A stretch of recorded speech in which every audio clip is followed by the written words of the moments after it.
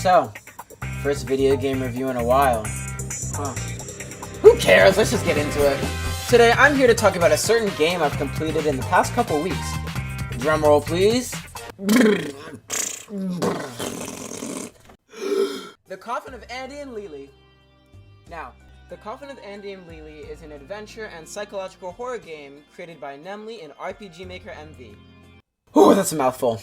And released its first chapter on March 25th, 2023, with its second episode releasing October 13th of the same year. So, it's a relatively new game. Nemley is responsible for many other games, none of which I've played, but you know, they exist. You can find most of her games on itch.io, but Andy and Leyley is also on Steam for $10. The first chapter primarily being about a duo of two siblings, Andrew and Ashley, believe it or not, who are attempting to escape starvation. They're trapped in an apartment building, slowly running out of food. The second chapter is primarily about what happens after they escape, which frankly, a lot happens, not to spoil anything, but cult following, summoning demons, murdering parents, murdering children. Lots of fun stuff that I didn't mention too, but mostly important to me, multiple endings. So, I doubt you could say very much. Now, partnered with the fact that this game is mostly filled with dialogue, you get to see the designs of these characters a lot. And the designs are actually really nice. Andrew is a pretty thin and pale guy with green eyes, and has probably one of the most anxious personalities I've ever seen. He's extremely cynical, pretty rude to his sister, rightfully so though, shows signs of some serious PTSD. Yeah, I wonder why. And is also pretty sarcastic. Not only that, but he's also out of this world levels of anxious, as I said before. Ashley! On the other hand, also the better one, if you couldn't tell, is his dead opposite. She's also the crazy one. She's the most healthy looking sibling, having a much nicer complexion. She has pink eyes and always some kind of look of evil, which she usually follows up on. Ashley very often shows several traits of sociopathic, psychopathic, and antisocial tendencies / traits. She's completely dumb of empathy for the most part, but hey, on the bright side, she's she's confident and upbeat. Because there's nothing more upbeat than the several crimes they commit in this game. Here, let me list them out for you.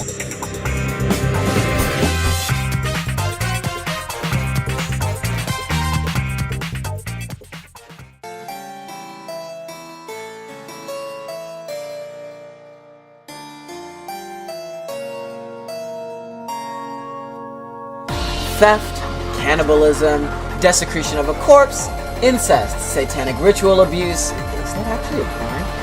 And accessory to murder, battery, stalking, coercion to murder, child murder, unlawful possession of a firearm, unlawful possession of a weapon, and criminal threats. I'm sure there's more too, but those are what I think the law-related stuff is. She's also mutilated bodies while they were still alive, burned them, and disposed of them.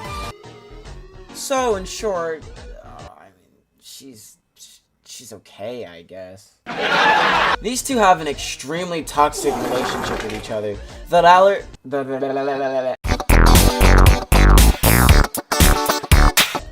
latter willing to do almost anything to make sure that her brother is by her side at all times.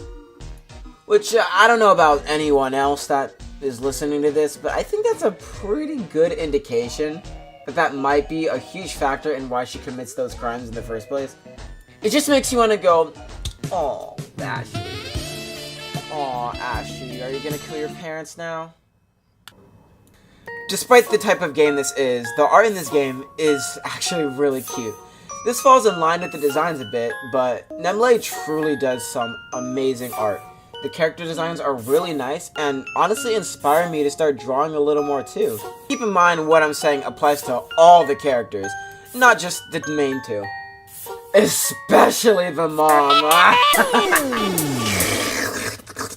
The characters have a little chibi version of themselves for the quote-unquote adventure part of the game, where you're kind of just walking around, aside from the larger models you see when the characters are actually talking. And while I'm on that, Ashley and Andrew got a hot-ass family, except the dad. Oh, fuck. Anyways, the music is similarly nice too. Of course, I'm not expecting Mozart's symphonies or anything, but the music is really nice. I do wish it had a bit of a larger variety though. I find myself getting pretty fucking tired of the music around the second chapter. Despite that, it's comfortable. It does its job and it does it adequately. Moving on to the gameplay. It's pretty average. There isn't any variety in the gameplay, but the basic walking around and exploring satisfies me, primarily because the game focuses on its story more than anything.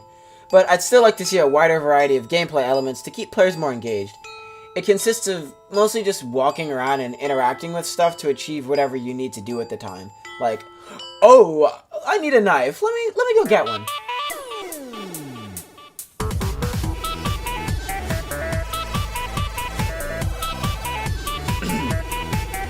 Got it. Alright, let's go back.